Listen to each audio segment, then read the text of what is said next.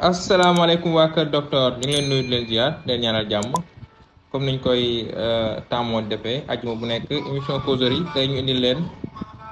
nan lañ mën a waxtaanee ci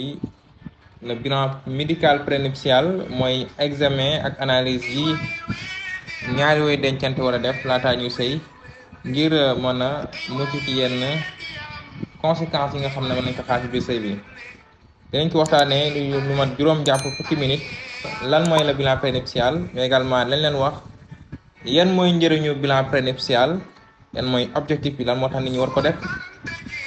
mais également dañ leen wax yan bilan lañ jàpp nañ moom lañ jàppee ne yi mooy bilan prénuptial mais également bilan bu ci nekk lañ leen wax yan conseil lañ leen ci mën a jox bu fekkente ne bilan boobu dafa revenir positif maanaam danga ko am. lan mooy bilan prénuptial bi ngeen ko déggee mooy examen boo xam ne lu ci ëpp day laaj ñu jël sa deret pour xool ndax amoo yenn doomu jàngoro yi du benn examen du ñaar mën a dem ba ñett wala ñeenti examen yoo xam ne da nga koy def pour xool ndax ñaari way dencante yi ndax bu ñu sëyee du am ay jafe-jafe ci seen bopp seen diggante ñoom ñaar wala ñu am ay jafe-jafe ci seen doom loolu mooy le bilan prénuptial. bilan boobu nag li ci jiitu moom mooy le groupage sanguin facteur Resus ñaari way dencante yi dañoo war a xam seen groupe sanguin pour ñu mën a évaluer ëllëg une incompatibilité facteur Resus rax si doole bu fekkee yaay ji dafa nekk facteur Resus négatif yaay ji bu nekk facteur Resus négatif mu am doom ñu jël Resus papa ji mooy par exemple facteur Resus positif su boobaa dañuy wax ne yaay ji dañ ko war a pikiir sérum anti-D pour bañ ëllëg mu ñu ko jafe-jafe mu bañ amati doom am ñoo xam sax su leen jaaree bañ amati doom parce que dañuy am benn réaction bu ñu naan allo-immunisation boobu mooy tax saa suñu ëmbaatee ëmb bi day yàqu moo tax képp koo xam ne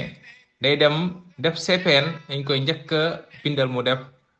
groupage ci biir bilan yi ñu koy njëkk a bindal am groupage pour que mën ko def pour que ñu mën a préparer bu fekkee yaay facteur Resus négatif la fekkee doom judd na rek dans les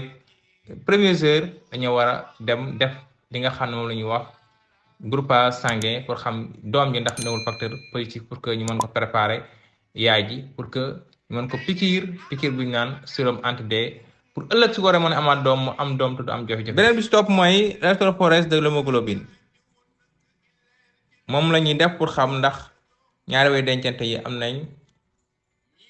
drépanocytose boo xam ne dafa feeñ wala bu nëbb bu fekkee ñaari way dencante yi dañoo am statut AA su boobaa ñoom ñaar amuñ benn jafe-jafe pour am doom boo xam ne day am drépanocytose boo xam ne day feeñ moom la ñuy wax SS su boobaa mën nañu sëy du am jafe-jafe mais bu fekkente ne ñaari way dencante yi am nañu statut AS wala kenn ki am AS kenn ki am SS wala ñu ñaan ñëpp ñu am SS su boobaa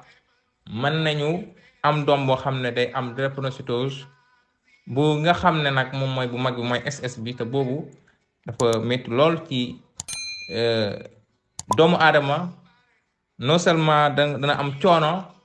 mais également dana am coono ci waajur yi ndaxte dana laaj koppar gu bare bare. beneen bi moom mooy le test de l'hépatite B. test de l'hépatite B dafa bokk ci feebar yi nga xam ne dañ koy wàllante ci sëy te mu am ay complications yu doy waar yoo xam ne dañ koy ragal bu baax a baax ci ñaari way dencante rawatina koo xam ne dafa ëmb am ko mën na ko wàll doom ji wala mu indil ko ay jafe-jafe ci ëmbam moo tax bu ko ku ëmb amee dañ koy préparer ëllëg su amee doom ñu mën a pikiir xale bi sérum anti-HBs pour que vraiment mu bañ a wàll doom ji feebar boobu. beneen analyse bi ci toppaat également muy test de syphilis boobu aussi feebar bu ñu mën a wàllante ci sëy la te feebar boo xam ne la boo ko amee mën ko traité laataa ngay dugg ci sëy parce que mën nga ci dugg également wàll ko ki nga xam ne mooy sëyal te feebar bi dafa bokk ci feebar yi nga xam ne mën na indi ay complications yu doy waar ci wàllu am doom moo tax képp koo xam ne am na ko rek dañ koy digal mu faj ko laataa muy dugg ci sëy. beneen bi ci topp moom mooy la sorologie HIV mooy feebaru sida nga xam ne képp koo xam ne day waaj dugg ci sëy war na ko mën a xam xam sa statut conjoint wala sa conjointe pour que mu bañ a am jafe-jafe ëllëg ci sëy bi. beneen bi si topp moom mooy bu mujj bi nga xam ne moom la ñuy proposé moom mooy le bilan de fertilité nga xam ne ku góor ki mën na ko def comme ku jigéen ki mën na ko def ndaxte ñàkk am doom ci sëy mën na nekk ci ku góor comme kon mën na ko nekk ci jigéen ki. bu dee ku góor ki la lu ci ëpp spermogramme lay def bu dee ku jigéen ki mën na def échographie comme mën na def radiographie naan ko hysterosalpingographie. bu fekkee def nañ ko ñaari way dencante yi nañ mën a xam ku ci nekk lan la mën a xaar ci sëy boobu ci wàllum am doom. mbokk yi li lañ leen indiloon tey ci émission causerie ñu naan ko dàbbali ci émission Kër Docteur ci weekend bi ay leeral ay dolli ay laaj pour yeneen émission